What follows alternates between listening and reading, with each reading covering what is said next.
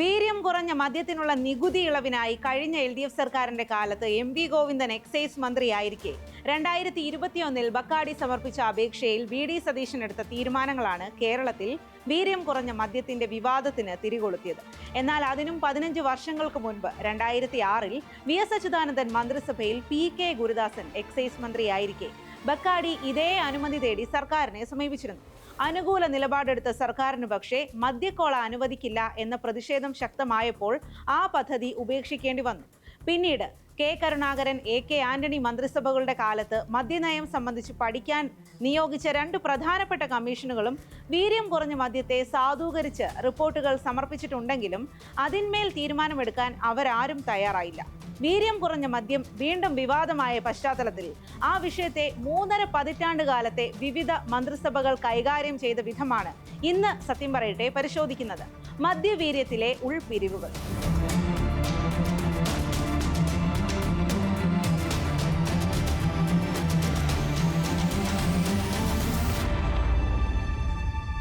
കേരളത്തിൽ മദ്യനിരോധനം നിലനിന്നിരുന്ന കാലഘട്ടത്തിലാണ് K. കരുണാകരൻ നേതൃത്വം നൽകിയ ഐക്യ ജനാധിപത്യ മുന്നണി സർക്കാർ ശാസ്ത്രീയമായ രീതിയിൽ മദ്യ നിയന്ത്രണം എങ്ങനെ കൊണ്ടുവരാം എന്ന് പഠിക്കാനായി 1984 AP ഉദയഭാനു കമ്മീഷനെ നിയോഗിച്ചത്.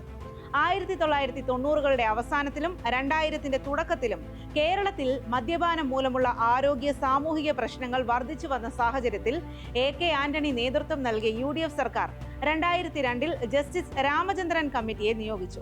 മദ്യശാലകളുടെ ലൈസൻസ്, മദ്യവിതരണം, വരുമാന മാർഗങ്ങൾ എന്നിവയിൽ ഒരു വ്യക്തമായ നയം രൂപീകരിക്കുക എന്നതായിരുന്നു ലക്ഷ്യം. മദ്യനയം സംബന്ധിച്ച ഈ 2 പ്രധാനപ്പെട്ട കമ്മീഷനുകളുടെ റിപ്പോർട്ടുകളും വീര്യം കുറഞ്ഞ മദ്യത്തിന്റെ ലഭ്യതയും ഉപയോഗവും പ്രോത്സാഹിപ്പിക്കണമെന്ന് ശുപാർശ ചെയ്തിരുന്നു. 20% വരെ വീര്യമുള്ള മദ്യം ലഭ്യമാക്കിയാൽ വീര്യം കൂടിയ മദ്യത്തിന്റെ ഉപഭോഗം കുറയ്ക്കാൻ സാധിക്കുമെന്ന് കഴിഞ്ഞ ഇടതു സർക്കാരിന്റെ കാലത്ത് എക്സൈസ് വകുപ്പിന്റെ സബ്ജക്ട് കമ്മിറ്റിയുടെ കുറിപ്പിലും വ്യക്തമാക്കിയിട്ടുണ്ട്.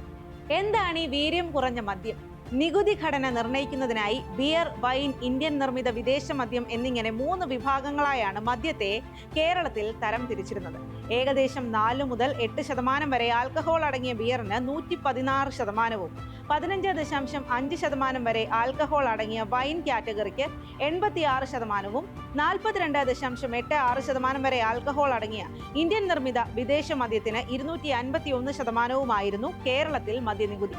ഈ കാറ്റഗറിയിൽ പെടാത്ത വീര്യം കുറഞ്ഞതോ കൂടിയതോ ആയ ഏതുതരം മദ്യത്തിനും ഇന്ത്യൻ നിർമ്മിത വിദേശ മദ്യത്തിന്റെ നികുതിയായ 251% നികുതി നൽകണം എന്നതായിരുന്നു നിയമം.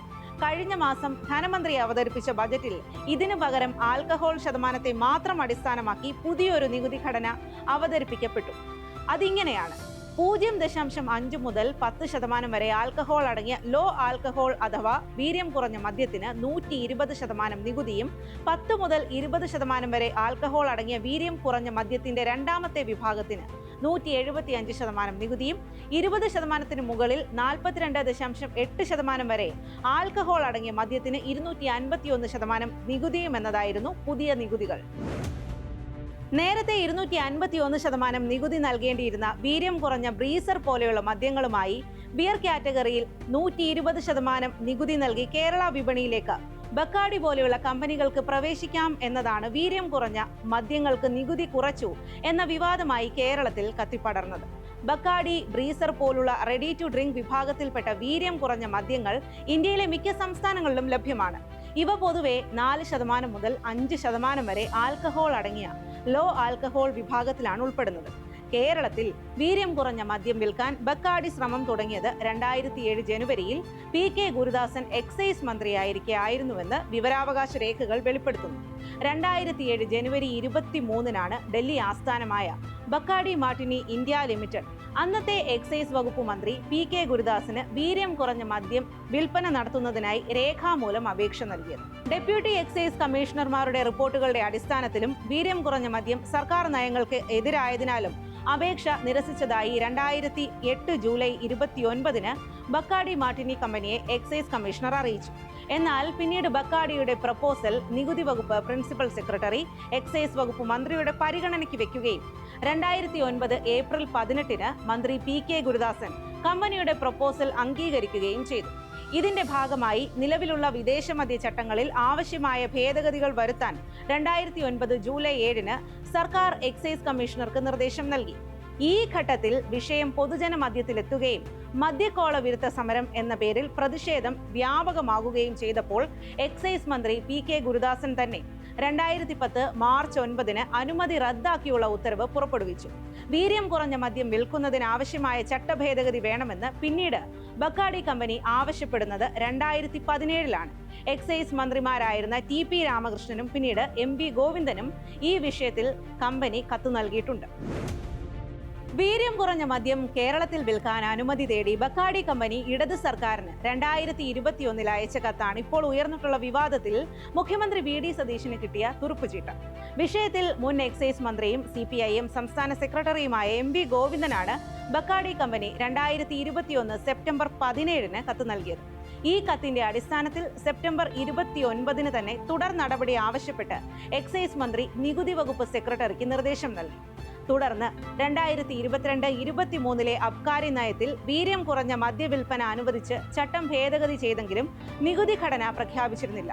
42.86% വീര്യമുള്ള ഇന്ത്യൻ നിർമ്മിത വിദേശ മദ്യത്തിന്റെ അതേ നികുതിയായ 251% നൽകേണ്ടിയിരുന്നതിനാൽ വീര്യം കുറഞ്ഞ മദ്യം കേരളത്തിൽ ഇതുവരെ ഒരു കമ്പനിയും വിറ്റിട്ടില്ല. ഈ പദ്ധതി മുന്നോട്ട് വെച്ചതിന്റെ പ്രധാന ലക്ഷ്യം കാർഷിക വിളകളിൽ നിന്ന് വീര്യം കുറഞ്ഞ മദ്യം ഉത്പാദിപ്പിച്ച് അതുവഴി കർഷകരെ സഹായിക്കുക എന്നതായിരുന്നുവെന്നാണ് CPIM സംസ്ഥാന സെക്രട്ടറി MV ഗോവിന്ദൻ വ്യക്തമാക്കിയത്. UDF-ൽ നിന്നും കോൺഗ്രസിൽ നിന്നും ഉയർന്ന അഭിപ്രായ ഭിന്നതകളെയും സമൂഹത്തിന്റെ വിവിധ ഭാഗങ്ങളിൽ നിന്നുയർന്ന പ്രതിഷേധങ്ങളെയും ഒക്കെ അതിജീവിച്ച് വീര്യം കുറഞ്ഞ മദ്യത്തിന്റെ നികുതി ഘടന ഉൾപ്പെടുത്തിയ ധനബില്ല് നിയമസഭ പാസാക്കി കഴിഞ്ഞു. നയപരമായ മാറ്റം വേണ്ടത്ര ചർച്ചകളോ നിയമസഭാ തലത്തിലുള്ള ആലോചനകളോ കൂടാതെ ധനബില്ലിലൂടെ തിടുക്കത്തിൽ ഈ മാറ്റം കൊണ്ടുവന്നത് മദ്യ കമ്പനികളെ സഹായിക്കാനുള്ള അവിശുദ്ധ നീക്കമാണെന്നാണ് പ്രതിപക്ഷത്തിന്റെ പ്രധാന ആരോപണം. മുസ്ലിം ലീഗിൽ നിന്നും സുധീരനെ പോലെയുള്ള കോൺഗ്രസ് നേതാക്കളിൽ നിന്നും മതമേലധ്യക്ഷന്മാരിൽ നിന്നും മുഖ്യമന്ത്രി VD സതീശന് ഈ വിഷയത്തിൽ കടുത്ത വിമർശനം ഏറ്റുവാങ്ങേണ്ടി വന്നു. എന്നാൽ നികുതി ഘടന ക്രമീകരിക്കുക മാത്രമാണ് ചെയ്തതെന്നും കേരളത്തിൽ ഇത്തരം മദ്യങ്ങൾ വിൽക്കണോ വേണ്ടയോ എന്നത് ഭാവിയിൽ മദ്യനയത്തിലൂടെ തീരുമാനിക്കുമെന്നുമാണ് ഇപ്പോൾ സർക്കാർ വാദം. വീര്യം കുറഞ്ഞ മദ്യത്തെ ചൊല്ലിയുള്ള വിവാദം കഴിഞ്ഞ 3.5 പതിറ്റാണ്ടായി വിവിധ സർക്കാരുകൾ പരിഗണിച്ചു വന്ന ഒരു നയപരമായ വിഷയത്തിന്റെ തുടർച്ചയാണ്. മദ്യനയത്തിലെ ഈ മാറ്റം പ്രായോഗികമായ ഒരു പരിഷ്കാരമാണോ അതോ മദ്യ കമ്പനികളെ സഹായിക്കാനുള്ള അവിശുദ്ധ നീക്കമാണോ എന്ന തർക്കം ഇപ്പോഴും നിലനിൽക്കുന്നുണ്ട്. പുതിയ നികുതി ഘടന നിയമസഭ പാസാക്കി കഴിഞ്ഞ സ്ഥിതിക്ക് അത് നടപ്പാക്കാൻ മദ്യ കമ്പനിക്ക് കോടതിയെ സമീപിക്കാനുള്ള അവസരമൊരുക്കുകയായിരുന്നു സർക്കാർ എന്ന ആരോപണവും ഉയരുന്നു. സർക്കാരിന്റെയും UDF-ന്റെയും തുടർ നടപടികൾ എന്തുതന്നെയായാലും കേരളത്തിന്റെ സാമൂഹിക രാഷ്ട്രീയ മണ്ഡലങ്ങളിൽ വിഷയം സജീവ ചർച്ചയായി തുടരും എന്നുറപ്പാണ്. ഇതോടുകൂടി സത്യം പറയട്ടെ പൂർണ്ണമാകുന്നു. നമസ്കാരം.